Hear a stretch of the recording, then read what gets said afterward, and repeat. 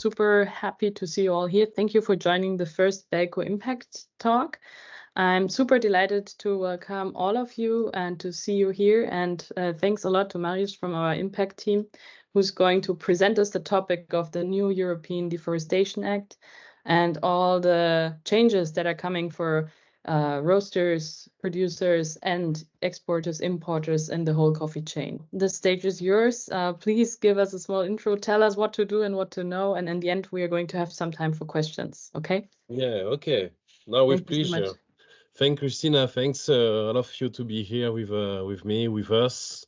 So my name is Marius Serron-Simeon. I'm French. I'm from well, the west of France. I've been 3 years before joining Belco in all tropical regions on coffee production regions.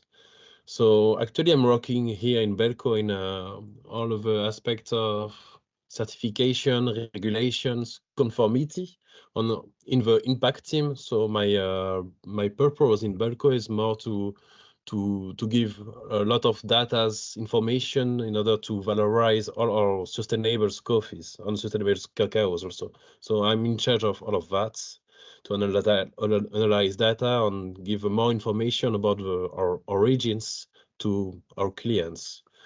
So yeah, today I will present you this big and famous regulation. I've done a little presentation for all of you. I hope you will understand all I said. I know I've got a pretty Frenchy accent in English. I will do my best to be in the more understandable possible. So yeah, this deforestation regulation, just to contextualize a little bit why it's there. Well, of course, we will speak about all the problems of deforestation. I think most of you know what is deforestation. So it's the loss of forest cover and we've got more deforestation in all the tropical regions. On what is very important to know, it's that all the consumption of the European Union is linked to deforestation. Most of all, it's linked with our consumption of coffee, cocoa, soy, palm oil, and all the use of commercial transaction of timber. So that's the objective of this law, is to focus on those sectors in order to change a little bit all the consumption of European Unions and to assure more sustainable consumption.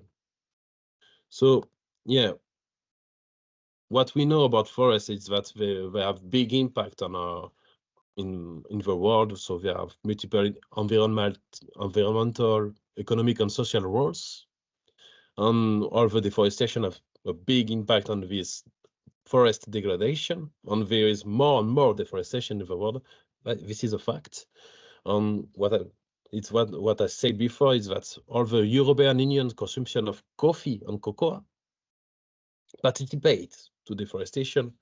So we've got 7% of our consumption of coffee is participating to the global deforestation, or 7.5% of our consumption of cocoa is participating to global deforestation also.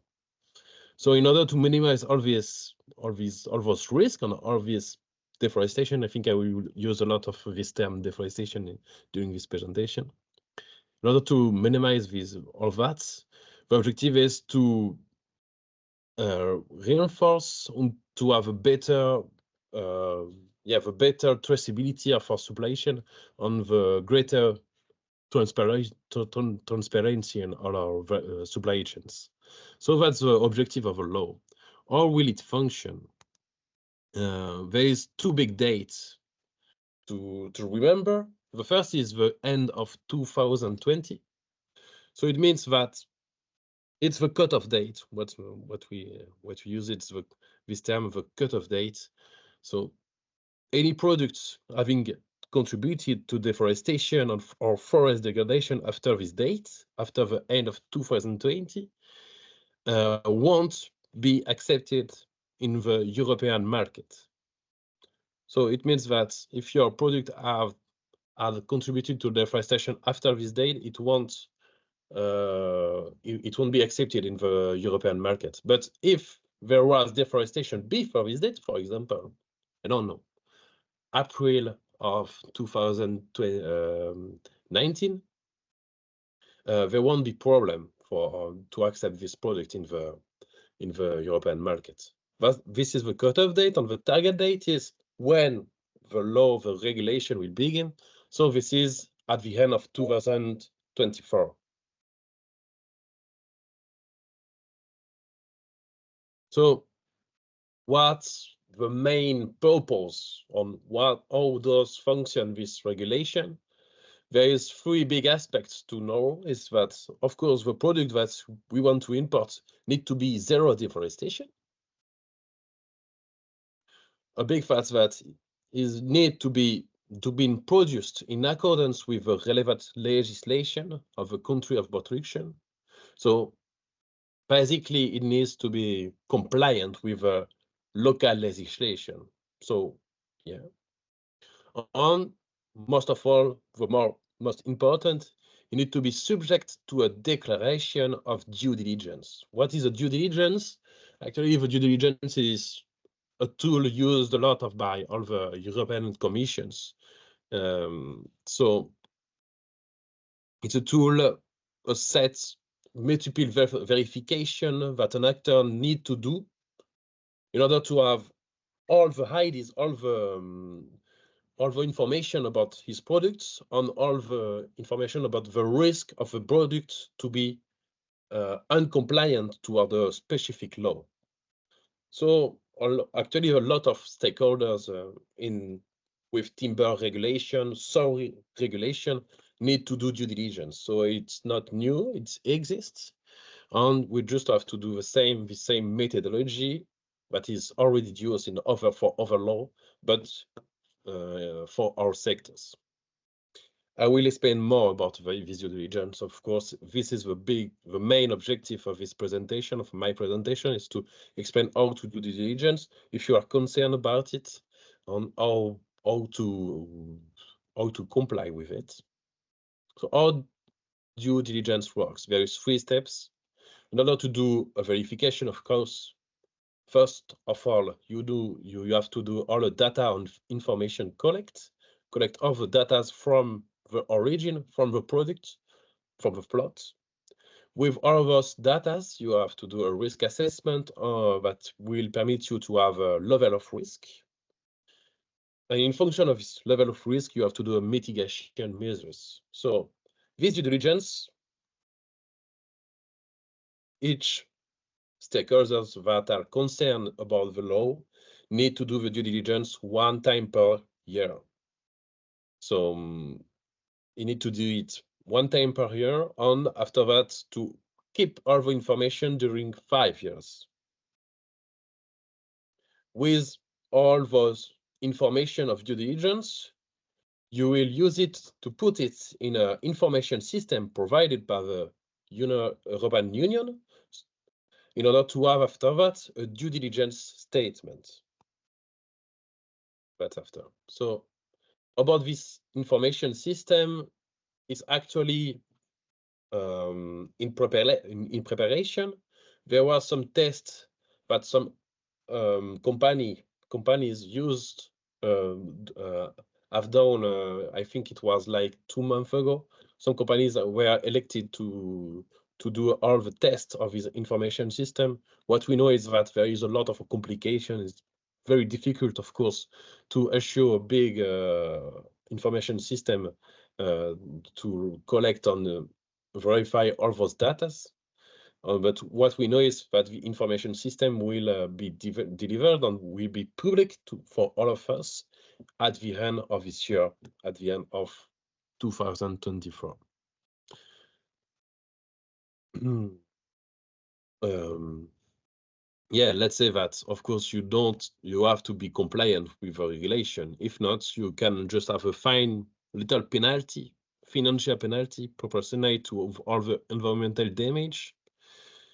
But if you've done a big violation, like if you've done it multiple times, on if it's concerned a big volume of a product, I'm saying that, but I don't know what is a big volume for the European Union.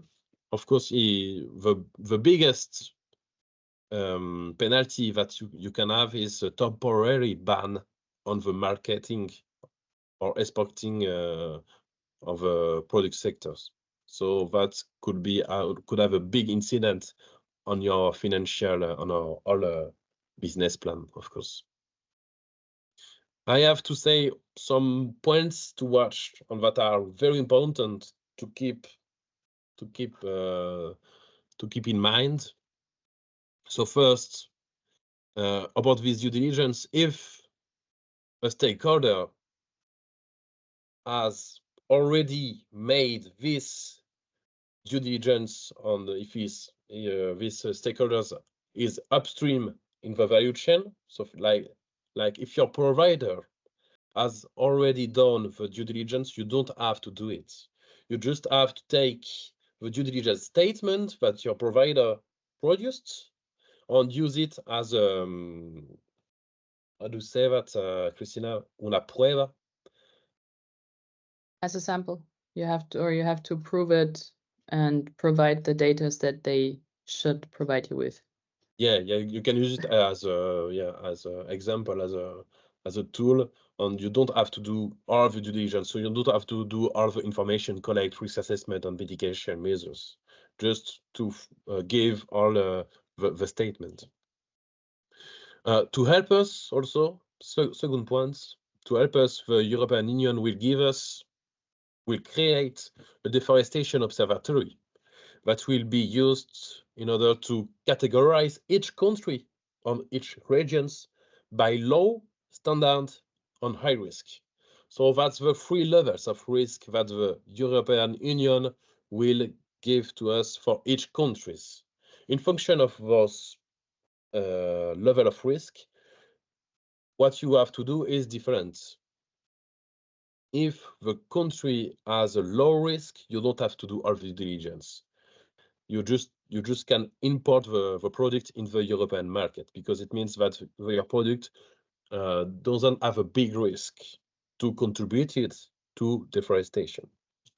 But if your product is coming from a region or a country that has a standard or high risk, you have to do all this due diligence. So it's like a double check. You have to prove that your product hasn't contributed to deforestation. Okay. Before I said that if your provider has done the due diligence, you don't have to do it, but you are responsible of this due diligence, of course. So you have to make sure that your provider has done correctly the due diligence. That's your responsibility. I will tell that later, but if you are like a small or medium enterprise, your status toward the law will be different. I will explain that later.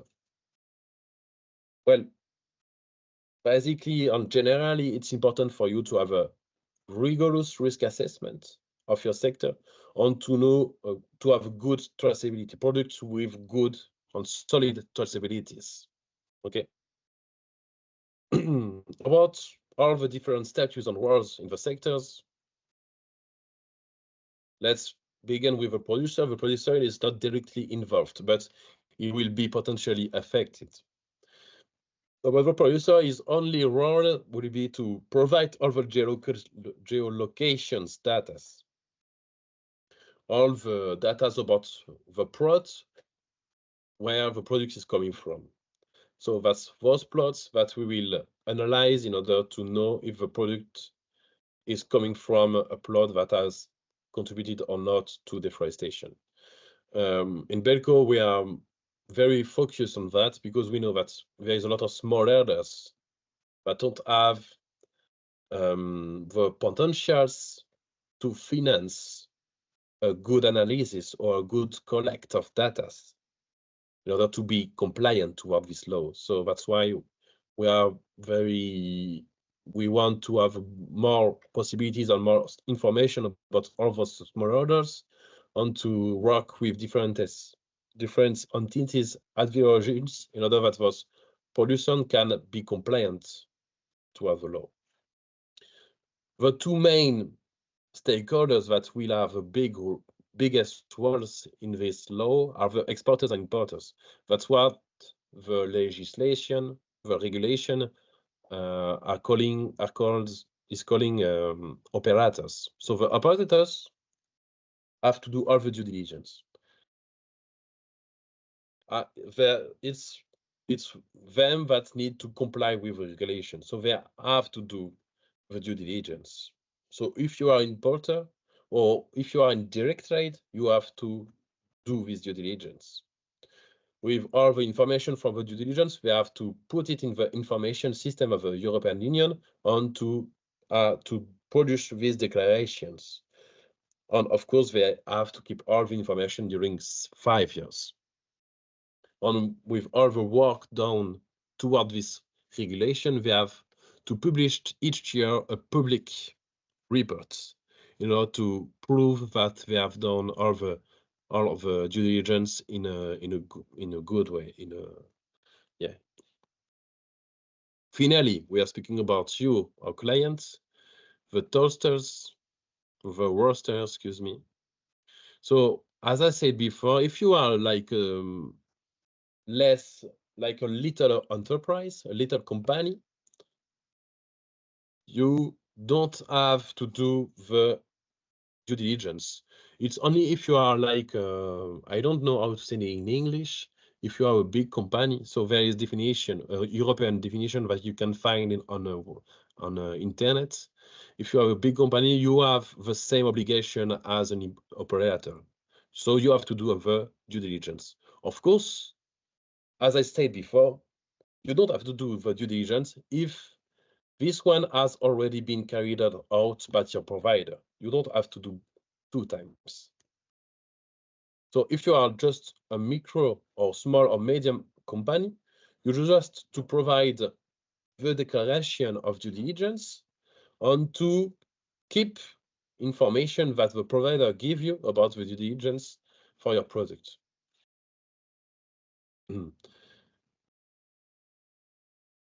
Some advices in order to be prepared. The bigger advice is to be, of course, to have all a risk management strategy.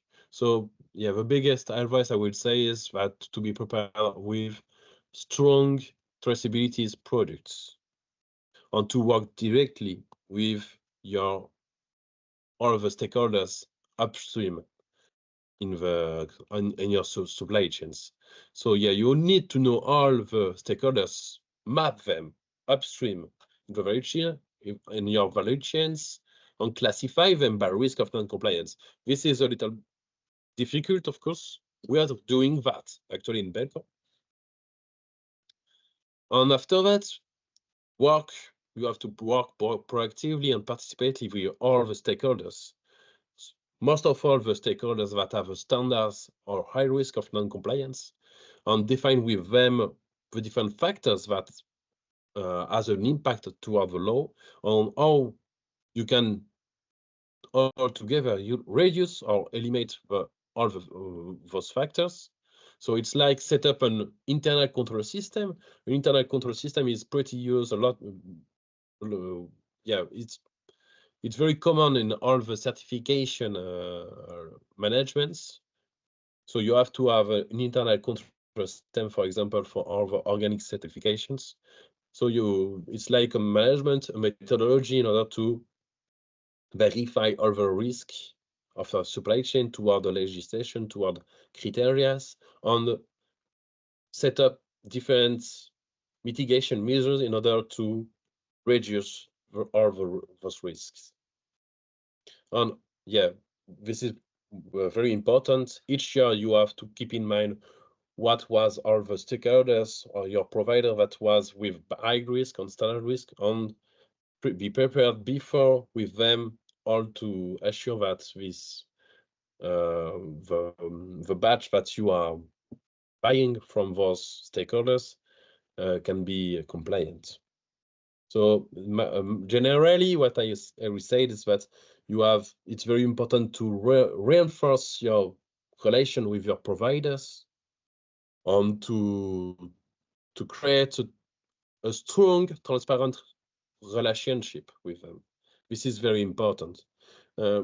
What I want to say is, of course, it will be easier to buy to suppliers that have good traceabilities and that have a better compliance toward the law. But it's very important to not forget about a lot of other producers that are in difficulties toward the law, and to know the best all those contexts, and to intents, if you can, of course, to help them or to know their situation, or to give them also for them tools in order to be compliant. Our strategy at Belco is declined between all the year. So now we've done all the analysis of a regulation, and we contacted all our providers. We gathered different information in order to do risk analysis of their compliance. So now we've got some results that we want to share with them in order that they know a little bit more their problems, on how they can improve themselves in order to be compliant. And for us, all those information permit us to have a better strategy on mitigation measures in order to assure to you, our clients, coffees or cocoas that are compliant toward the law. The next objectives is to have our own verification tool. So actually we are looking for some, how do you say that, some systems, some solutions that are doing all the analysis of deforestation. Generally, most of all, they are doing satellite analysis.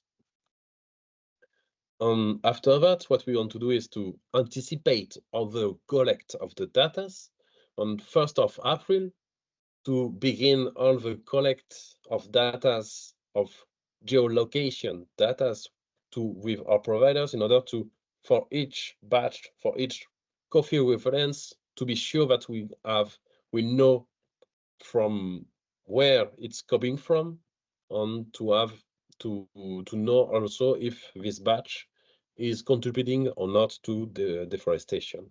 That's our general strategy. Of course, it's more elaborated than that. It's just a vulgarization.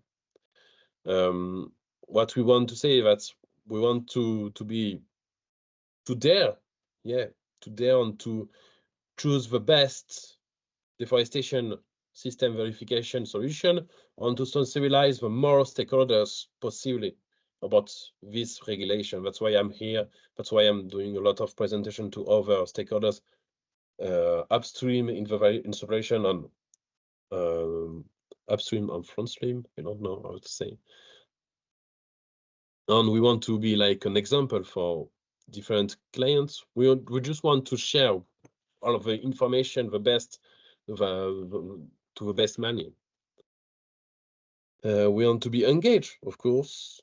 So that's pretty normal. We just want to be compliant toward the law. But most of that, we think that this law is the moment for us and for all of us to create just strong relationships with our providers, to create strong traceabilities. That's the moment. That's what we needed to have.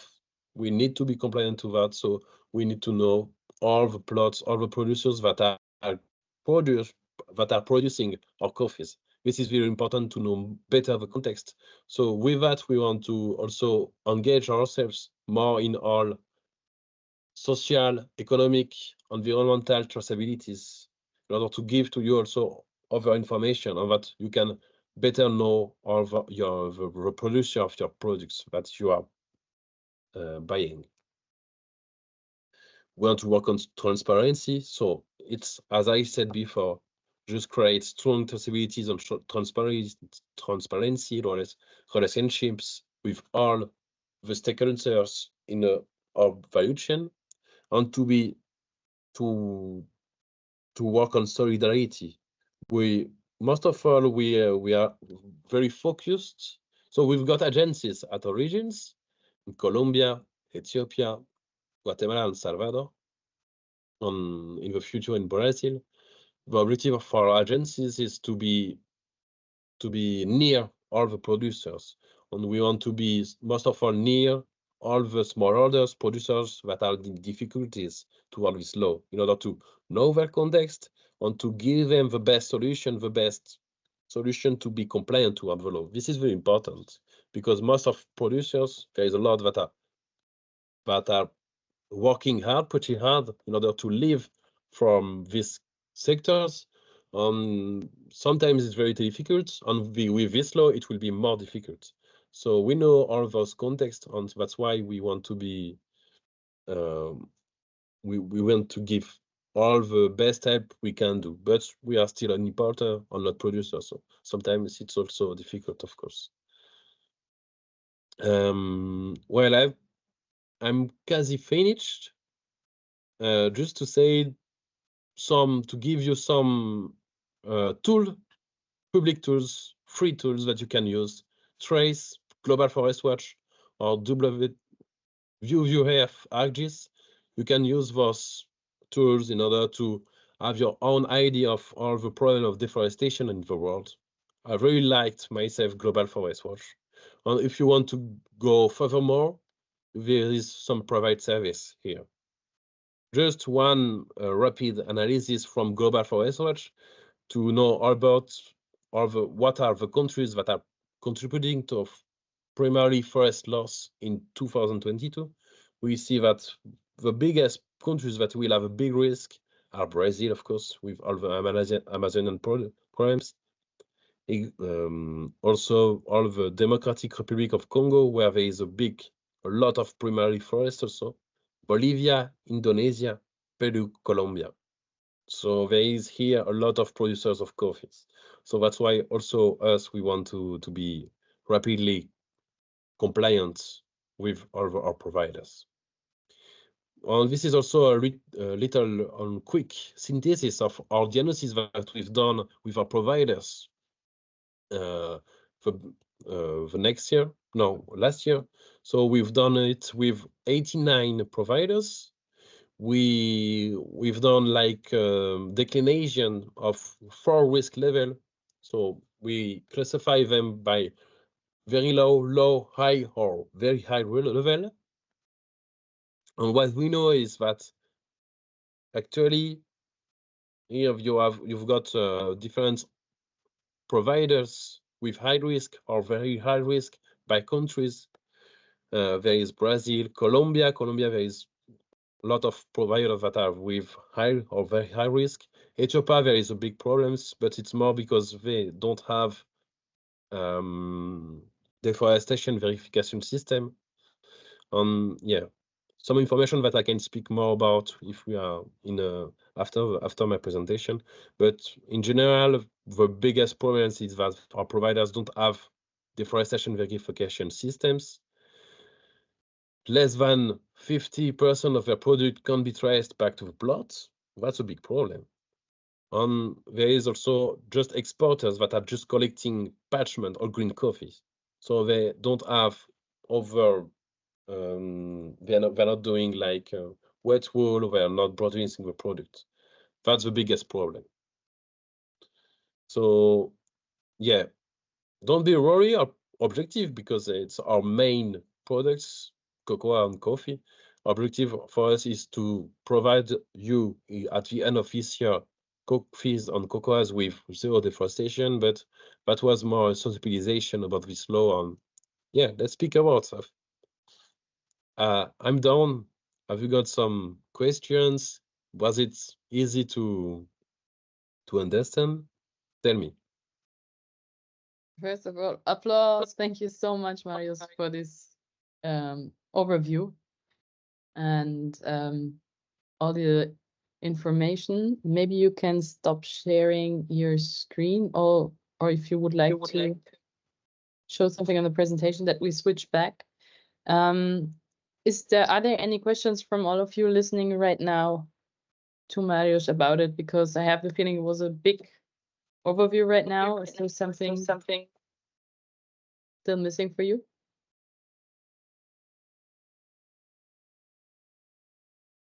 Maybe I start with the first question, and what I was wondering, Mariusz, you said that roasters have to have the obligation to make sure that the due diligence provided from their suppliers is correct, or is like available.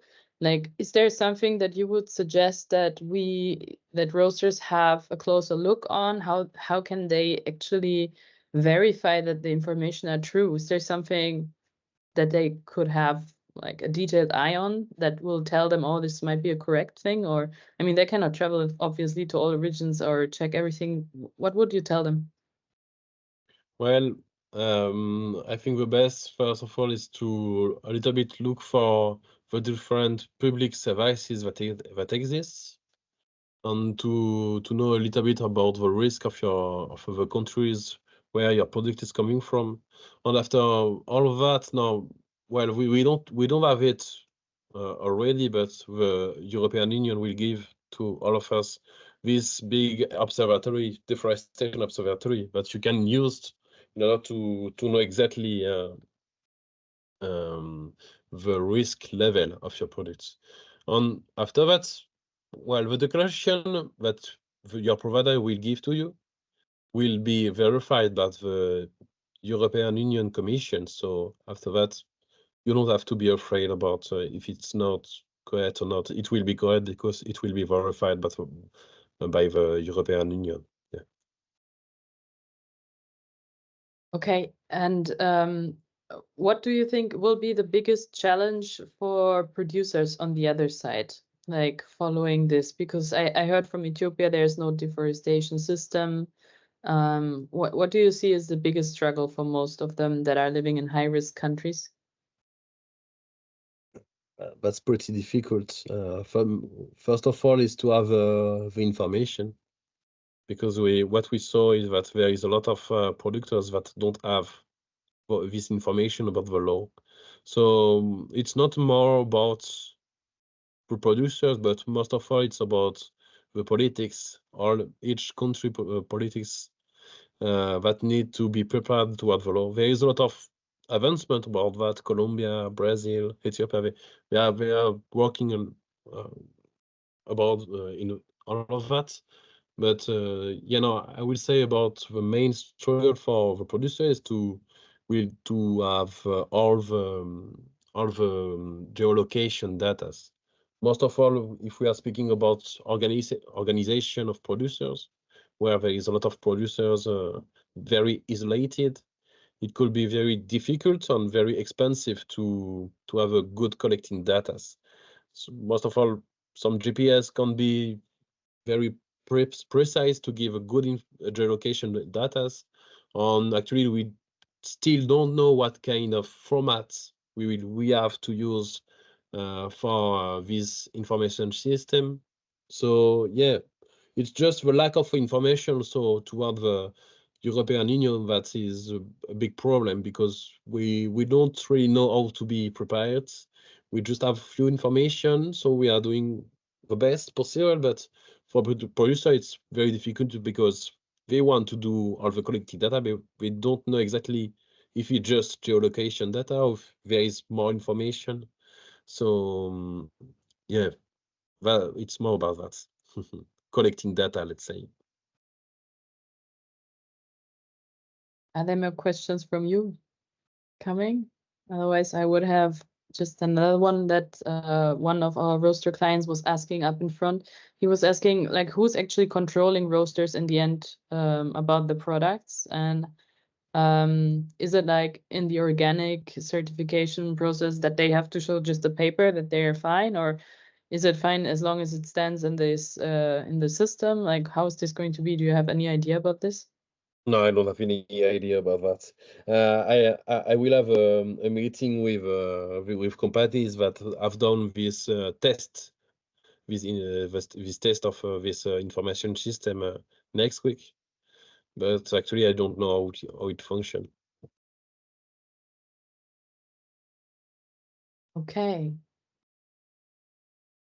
Anything else? I have the feeling all questions might have been answered, but also, of course, as Mario said, not everything is fixed until now. So we might come back to this topic again in the future when we have more information. Pretty sure would be interesting to see what happens throughout the year. I think in general, it's a good idea to work with providers where you can be sure that they have a direct contact with the producer. That makes it way easier. In the case of Brazil, I see it sometimes difficult because of the agricultural practices in general. That is like very much very much focusing on deforestation because of the high volumes. You will need to find a provider that really is working on the other side, let's say it like this. So yeah, I think there it is really also, I think, always a good idea to, if you have the chance to really travel also to origin and to be with your providers, yeah, to have a look on yourself. Beside any legislation that is coming up in general, I think it's a good idea.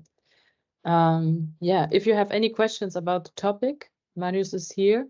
Maybe Marius, you could also provide your email in the chat or Yeah, maybe of you course. see it in the invitation. Yeah, so if there are any questions coming afterwards, you can of course contact him or contact me directly or whomever you would like to contact from Belco. I think everyone is quite aware of the topic right now.